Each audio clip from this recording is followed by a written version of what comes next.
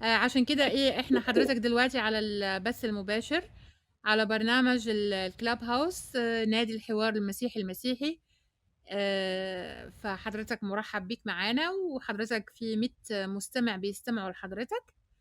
فتحب حضرتك تشارك معانا مع الأستاذ معاذ عليان اللي هيكون حضرتك يعني ضيف الحلقة معاك. طيب تحت أمرك يا فندم، أنا تحت أمرك. اوكي، شكرا لحضرتك، الأمر لله سبحانه إحنا برضو وتعالى. نتشرف، يعني إحنا نتشرف. اوكي، شكرا والله لحضرتك كتير. والشرف ليا انا يا حضرة القس. ومع حضرتك لا الأستاذ لا، معاذ عليان. أهلا وسهلا. أستاذ مين بتقول؟ معاذ عليان. عادل معاذ. معاذ عليان. معاذ عليان. أهلا وسهلا أستاذ معاذ، أهلا أ- وسهلا. اهلا بحضرتك، ازاي حضرتك؟ يا رب أهلا يكون بخير. وسهلا. الله يكرمك يا رب. نشكر ربنا حي، نشكر الله. هو انا كان يعني قبل ما اكلم حضرتك كان الاستاذ محمد يسري كان قايل ان حضرتك متخصص في الكتاب المقدس، صح كده؟ يعني قوي متخصص قوي، ان انا يعني راجل على قدي في الكتاب المقدس، لكن انا يعني قصدي لما بيسالوني اي سؤال ما عايز اجاوب غير من الكتاب المقدس، يعني ما مش دارس مثلا فلسفات ولا لاهوتيات ولا خريج كليريكيه ولا حاجه. انا يعني انا احب الكتاب المقدس واحب دايما اجاوب من الكتاب المقدس بس، لكن مش مش ضليع في الفلسفه والدراسات اللاهوتيه يعني. لكن تمام. ببساطة بجاوب على أي سؤال من الكتاب المقدس، والكتاب المقدس فيه كل حاجة يعني. في كل حاجة، ممتاز جدا. طيب انا اسال حضرتك سؤال بسيط كده في البداية. آه لما كان بولس بيكتب الرسائل بتاعته في رسالة بولس إلى أهل روميا، كان بيكتب إنه يعني كان بيكتب بولس المدعو رسول المسيح، والكلام ده اتكرر في رسائله كلها. تمام؟ أيوه ليه أيوه. كان بيكتب اسمه؟ يعني إيه يعني الهدف؟ عشان هو ليه ناس بشرهم، وزي ما أنت بتكتب جواب وبتكتب فيه اسمك عشان يبقى مسؤول عن الكلام اللي هو كاتبه ده. ممتاز، رائع جدا. جواب ما تمضيش عليه مثلا. نعم؟ يعني أي واحد مثلا بيكتب جواب وفي الآخر بيمضي. ممتاز جدا، ممتاز جدا. لا لا. ده اللي يخلينا نعرف مين الكاتب. يعني العنوان لما بولس كتب خلانا عارفين إن الرسائل دي كتبها بولس فعلا، صح كده؟ بس برضه في رسالة كتبها بولس ما كتبش في الآخر بولس، في العبرانيين كتبها بولس بس ما قالش بولس يعني. طيب، هو أنا ما كنتش متصل أتكلم في رسالة العبرانيين. قالوا دي كاتبها بولس يعني. طيب انا بص، انا هكون صادق مع حضرتك. يعني انا اصلا كنت هكلم حضرتك في حاجة تانية، لكن ما دام حضرتك طرحت فكرة رسالة العبرانيين دي، انا برضو ليا في يعني بخصوص ان هي كاتبها بولس وكده. تمام. ما هو يعني العلماء بتاع الكتاب المقدس قالوا ده الاسلوب بتاع بولس وده الدارس، لان بولس كان ضليع في العهد القديم، لانه كان هو اصلا فريسي ابن فريسي ودرس الكتاب المقدس ودرس شريعه موسى والانبياء كويس قوي. ولما ظهر له المسيح بقى نور له عقله وخلاه يشوف النبوات اللي مكتوبه عن المسيح والرموز اللي مكتوبه عن المسيح، واكتشف ان العهد القديم ده كله انواع من الرموز تمهيد لبشاره المسيح وفداء المسيح وموت المسيح من اجلنا يعني. ممتاز جدا. يبقى اذا بولس كتب 13 رسالة كتب اسمه، لكن جه في الرسالة العبرانيين ما كتبش اسمه، صح؟ ما طيب. اعتقدش انه كان قاصد، يعني هي يعني كده باي يعني مش لازم يكون قاصد يعني. يعني ايه ما كانش قاصد؟ يعني ما كانش قاصد ما يكتبش اسمه، انما هي جت كده يعني، اعتقد كده يعني. طيب، ما علينا. بس بقى موجود في 12 رسالة. يعني المدرسين كلهم قالوا يعني ده زي حضرتك مثلا بتكتب جواب يا استاذ معاذ. معاذ، نعم. استاذ معاذ، انت بتكتب باسلوب معين، فمن كتر ما يعني مثلا عرفوا اسلوبك بعت جواب لوالدك من غير ما تمضي، قال لك ده بابا، يعني ده بابا، اسلوب بابا ده، بس زي كده يعني. تمام. طيب، احنا عندنا في نص في رسالة تسالونيكي الثانية لصح 3 العدد 17. المفروض ان بولس كان بيختم الرسالة دي فبيقول: ورب السلام نفسه يعطيكم السلام دائما من كل وجه، الرب مع جميعكم، السلام بيدي انا بولس الذي هو علامة في كل رسالة، هكذا انا اكتب.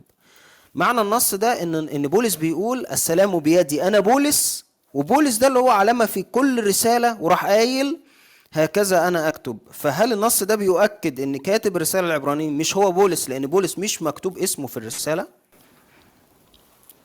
لا، لا ما يأكدش ولا حاجة.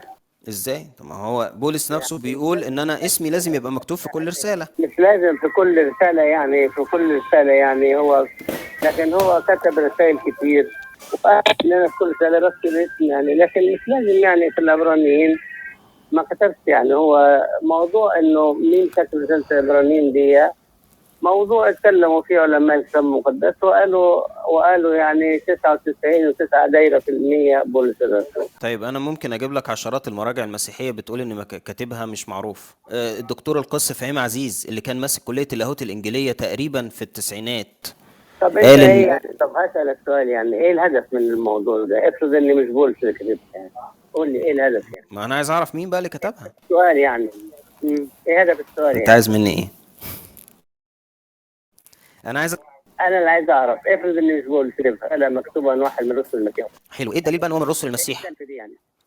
ايه الدليل ان هو من رسل المسيح؟ امال ايه مين هيكتب للعبرانيين اللي هم اليهود ويبشرهم بالمسيح غير واحد ما هي يكتب تلاميذ المسيح في او رسول مشكله المسيح؟ برضو معلش تانية، ان الرساله دي مش مكتوبه للعبرانيين. العنوان ده اتحط في القرن الثاني، فالرساله اصلا من مجهول لمجهول، هي مش معروف هي مكتوبه لمين، ولا مكتوب جوه الرساله ان هي مكتوبه للعبرانيين. احنا بنقرا في اولها فوق كده الرساله العبرانيين.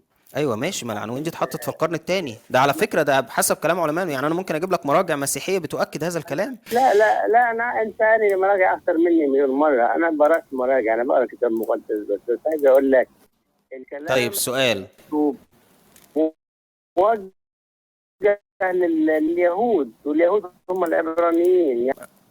عن ظهورات في العهد القديم، عن بتاع ده ملكي صادق، عن هاجر وسارة والشريعة، يعني حاجات دي ما تتكتبش غير لجماعة اليهود اللي هم العبرانيين. يبقى متجهة ازاي ما لحد هو تاني؟ ما فيش بقى جوه حاجه بتقول ان هي مكتوبه للعبرانيين. لا، هي متجهة لليهود اللي هم العبرانيين من طريقة الكلام، لأنه الكلام ده ما يفهموش غير العبرانيين. وحتى هو قايل لهم يعني انتوا كان المفروض بسبب طول الزمان تبقوا عارفين، لكن انا بعلمكم كل حاجة، بكتب لكم زي ما تكونوا مش عارفين، المفروض انتوا عارفين الحاجات دي. فالرسالة كلها مليانة حاجات يهودية بيثبت لهم ان المسيح اعظم من الملائكة، وبعدين بيثبت لهم ان المسيح اعظم من موسى. ايوه ماشي، انا مش مختلف مع لو انت حضرتك، درست لكن العبرانيين، فبيقول لهم ان المسيح مش ملاك، لا ده خالق الملائكة. لا ده مش موسى، يعني مش موسى اعظم منه يا جماعه يا يهود اللي بتقدس موسى. لا ده موسى كان وكيل على بيته، لكن ده رب البيت، ده صاحب البيت يعني. وهكذا. فبيتكلم عن الملائكه وبيقول المسيح اعظم من الملائكه، وبعدين بيقول المسيح اعظم من موسى، وبعدين بيتكلم عن الشخصيات اللي ايوه الكلام ده اي واحد مسيحي لو كان كاتبه لاي حد مسيحي كان هيقول له كده برضه. مفيش في متن الرساله نفسها اي دليل بيقول ان هي مكتوبه للعبرانيين، والعنوان اتحط متاخر في القرن الثاني، تمام، او يمكن متاخر كمان عن القرن الثاني، ده الاناجيل هي اللي اتحطت في القرن الثاني. طب ما انا بقول لحضرتك انه اسلوب الكلام ده ما ينفعش الا العبرانيين، ما يبقاش المسيحيين. المسيحيين عارفين ان المسيح هو الله، مش وعارفين انه اعظم من الملائكه وخالق الملائكه وخالق الانبياء. يعني معلش مش محتاجين للكلام ده. هيكتب الرساله للعبرانيين. الكلام ده. نعم نعم. معلش مش محتاجين للكلام ده. ايوه ماشي اوكي. نعم ده العبرانيين. ايوه يعني هل هو هيكلم ناس يهود مش مؤمنين اصلا بمجيء المسيح، هيقول لهم كلمنا في هذه الايام الاخيره في ابنه الذي جعله وارثا لكل شيء الذي به ايضا عمل العالمين؟ ما بيفهمهم. ازاي بقى؟ هنا مش بيفهمهم، ده هنا بيكلمهم على اساس ان ده هم مؤمنين بده ويرهم بس بيه، مش بيقنعهم بيه. لا بيكلم اليهود، لانه اليهود لغايه حتى فجر المسيحيه الاول كان عدد كبير منهم لغايه دلوقتي ما امنش بالمسيح، ولغايه دلوقتي هم اليهود هم معاندين وبيقولوا المسيح ده مش هو المسيح. يبقى زي مكتوب للمسيحيين؟ لا، مكتوب لليهود طبعا. يعني دي حاجه بديهيه، حتى مش عايزه مناقشات يعني. وبعدين هو هنا بيتكلم على اساس ان هم مؤمنين بوجود المسيح اصلا، في حين ان اليهود ما كانوش مؤمنين. لو هم يعني لو هم يهود هم مش مؤمنين اصلا بمجيء المسيح. فهو هنا في الرساله بيتكلم على اساس ان هم كانوا مؤمنين بوجوده. معلش دي حاجه. الحاجه التانية، مفيش في متن الرساله اي حاجه بتقول ان هم جايين للعبرانيين. الحاجه الثالثه، الحاجه الرابعه، ان بولس نفسه كتب في رساله تسالونيك الثانيه 3:17 الذي هو علامه السلام بيدي انا بولس. كان بعض التفاسير بتقول ان هو كان بيعمل زي امضاء، الذي هو علامه في كل رساله هكذا انا اكتب. فبولس ما كتبش اسمه في الرساله دي. طيب ايه بس الهدف من سؤالك؟ يعني ايه عايز تثبت ايه انت دلوقتي يعني؟ انا عايز اعرف مين كاتب. يعني هنرجع هنعيد نفس السؤال تاني. بص يا حضرة القس، يعني الهدف يعني يعني حاضر. ايه الهدف يعني من السؤال؟ الدكتور القس فهيم عزيز، حضرتك عارفه؟ رسالة العبرانيين بولس يعني؟ طيب هقول لحضرتك، عارف حضرتك الدكتور القس فهيم عزيز؟ تسمع عنه؟ ما كتبهاش بولس يعني، ده هي رسالة عظيمة بتوضح فيها كل رموز ازاي تبقى كلام الله واحنا مش عارفين مين كتبها؟ ايه؟ تعرف حضرتك ان في واحد من الاباء اسمه هيبوليتوس ما كانش مؤمن بالرسالة دي عشان كاتبها مجهول؟ وايه يعني؟ طيب تعرف حضرتك ان في بعض الاباء انكروا؟ اسمعني. افرض في واحد او 10 مش مؤمنين بان اللي بنوا الاهرامات دول هم المصريين، يبقى هم اللي ما بنوش الاهرامات المصريين يعني؟ ايوه بس انا مش بتكلم عن واحد عادي، انا بتكلم عن هيبوليتوس. ده عمل تقريبا وثيقة قانونية للعهد الجديد اللي هي الوثيقة المرترية، لو حضرتك تعرفها. لا ما اعرفهاش. انا بقول لك يعني حتى لو في ناس، يعني في طبعا ناس كتير ينكروا او يقولوا ما نؤمنش بالحكايه دي او لكن ده يعني ما يحرفش يعني. ايوه بس دول علماء معاصرين. يعني انا فهيم عزيز وغيره من المسيحيين، فهيم عزيز بيقول الله وحده يعلم من كتب هذه الرسالة في كتابه المدخل الى العهد الجديد. عشان كده الكتاب ده اتمنع من النشر، وكان صادر عن دار الثقافة على فكرة. انا ماليش دعوه بالكلام ده، انا اؤمن ان ده كاتب بولس الرسول، دي معلوماتي يعني. طيب سيبك من رسالة العبرانيين معلش. مين كتب انجيل متى؟ نعم. مين كتب انجيل متى؟ نعم. مين كتب انجيل متى؟ انجيل متى كتبه متى البشير، امال مين اللي كتبه؟ اي دليل بقى؟ اي دليل على الكلام ده؟ هو اسمه انجيل متى، كاتبه متى، امال لو كاتبه ما هي العناوين دي اتحطت في عصور متأخرة. العنوان ده اتحط في عصر متأخر. يعني وبعدين هو حضرتك يعني حضرتك، طب هقول لحضرتك بس. يعني مثلا طب مين كتب انجيل يوحنا؟ ما هو كاتبه مجهول. برضه انجيل يوحنا مجهول. عفوا فهيم عزيز قال الكلام ده. انت قريت انجيل يوحنا انت؟ طبعا. طب ما قريتش في الاخر خالص هذا هو التلميذ الذي كتب هذا ونؤمن انه وكتب هذا ونعلم ان شهادته حق، وايات اخرى صنع يسوع قدام التلاميذ. أيوة. لا اظن ان العالم نفسه يسعى الكتب. ما انا عارف النص. هل النص بيقول هذا هو التلميذ الذي يشهد بهذا؟ هل الكاتب هيتكلم عن نفسه ويقول هذا هو التلميذ؟ يعني ده اسم اشاره حتى. هو بيقول انا اللي كنت بفتكر. لا هو ما بيقولش انا، هو بيقول هذا هو التلميذ. فده واحد تاني اصلا اللي بيتكلم. لا لا لا لا لا لا لا. ما حضرتك النص بيقول هذا هو التلميذ الذي كتب هذا ونعلم ان شهادته حق. هو مين اللي بيقول ونعلم؟ ايوه احنا انا اللي كاتب الكلام ده واحنا. يا فندم ما بيقولش انا يا دكتور رفعت، حضرتك دارس الكتاب المقدس. النص ما بيقولش انا، النص بيقول هذا. تفرق. الحاجات اللي انت بتناقشها دي ثوابت زي الشمس والقمر. ايوه ثوابت بدون ادله. ثوابت لا. حلو اثبت معلش. هات لي اي دليل على ان كاتب انجيل يوحنا هو يوحنا فعلا. ايوه هو ده. اي دليل؟ النص بيقول هذا هو التلميذ الذي يشهد بهذا. ده ناس بتتكلم عن ونعلم ان شهادته حق. مين اللي بيقول ونعلم يا حضرة القس؟ مين اللي بيقول ونعلم؟ هو ده يوحنا اللي بيقول عن نفسه. بيقول ونعلم ان شهادته حق، اللي هو مين؟ يوحنا. يعني يوحنا بيقول عن نفسه ونعلم ان شهادته هو في ضمير اهو. ايوه ازاي بس يا حضرة القس؟ احنا بنتكلم عربي. انا بقول حق وانا عارف ان انا بقول الحق. صدقني حضرتك معلش مع احترامي، بس حضرتك الكلام اللي حضرتك بتقوله ده منافي لاي عقل. لا كلام يعني كلام اللي انت بتقوله ده كلام مش مقبول منطقيا ولا عقليا يعني. مش مقبول منطقيا؟ رد عليها بالمنطق. ازاي الكاتب نفسه بيقول ونعلم ده جمع حضرتك، ونعلم دي جمع.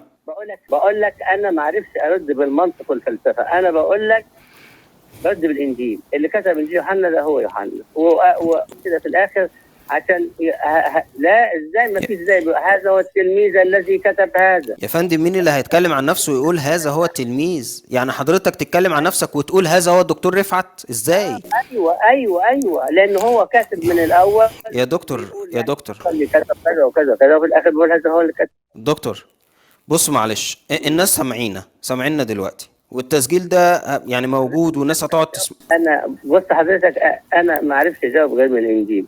لا تقول ايوه، لي ما هو السؤال. فين في الانجيل النص بيقول ونعلم ان شهادته حق؟ يبقى ازاي يوحنا بيتكلم عن نفسه؟ ايوه بيتكلم عن نفسه طبعا. يا فندم ازاي يا فندم؟ واحد بيقول ونعلم ان هذا هو التلميذ الذي يشهد بهذا وكتب هذا ونعلم ان شهادته حق.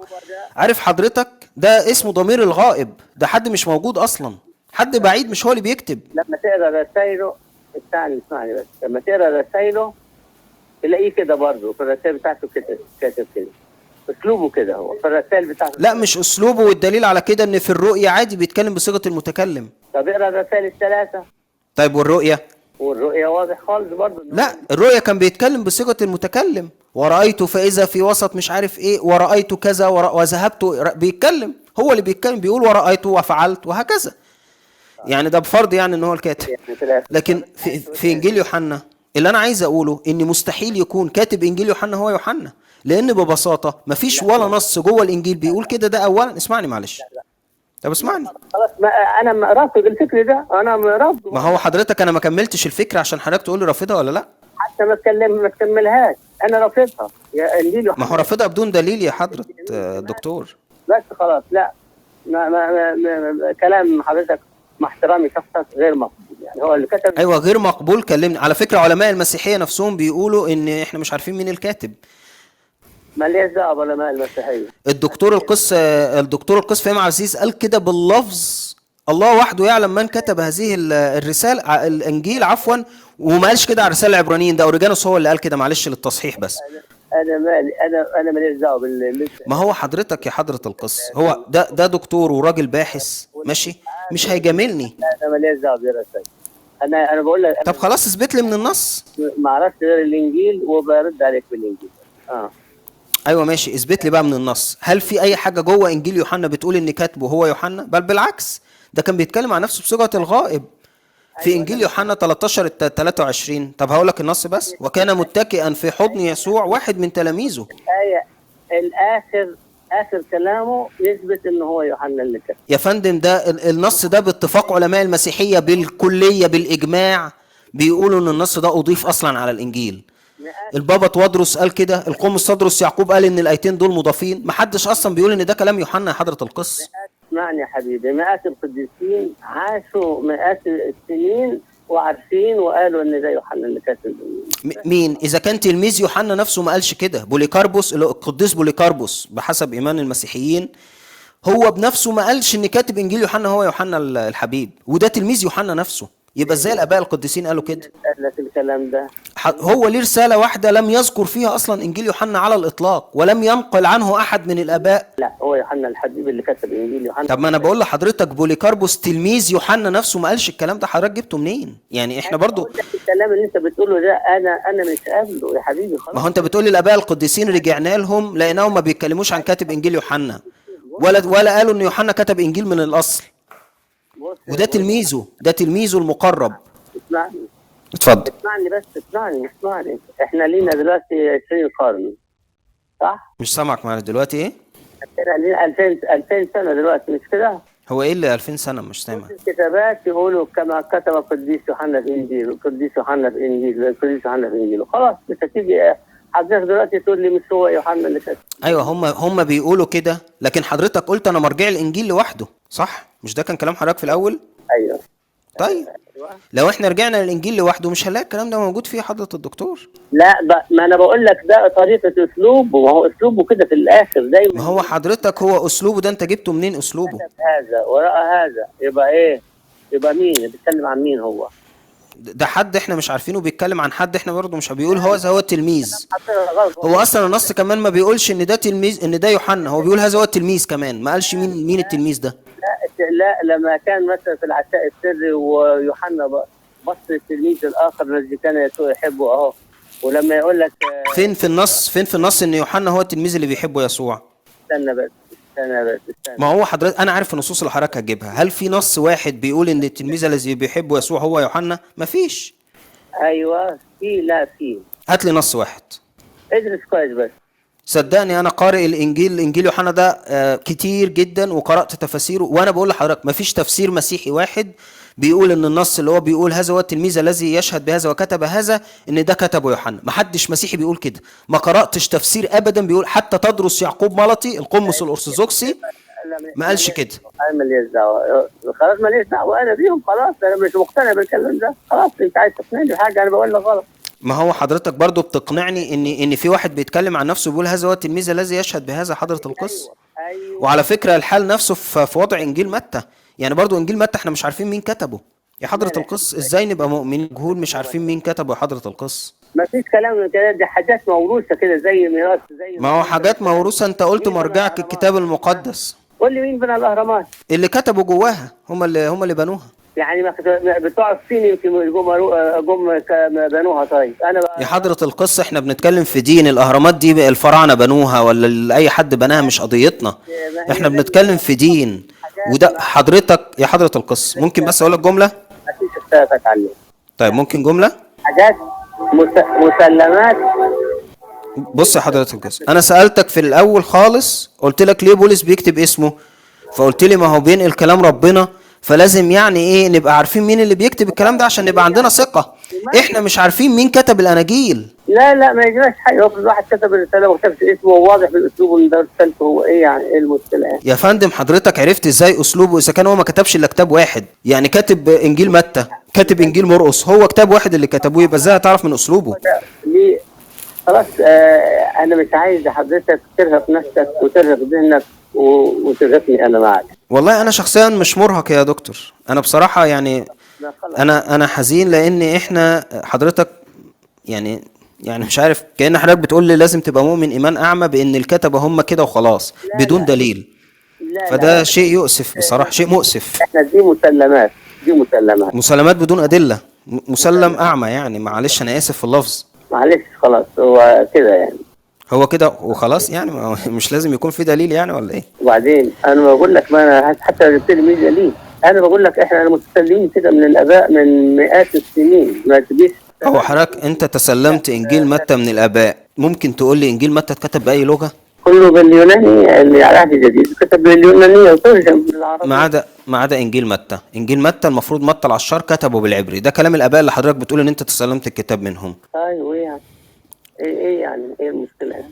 هقول لك ايه المشكلة، ان النص اللي معانا دلوقتي يوناني مش مترجم. يعني في نص عبري اتكتب اللي كتبه متى العشار اللي الاباء بابياس واوريجانوس ويوسابيوس وغيره يعني من الاباء كانوا في اول 4 قرون قالوا ان متى العشار كتب انجيل بالعبري. يعني السؤال هدفك من السؤال ايه يعني؟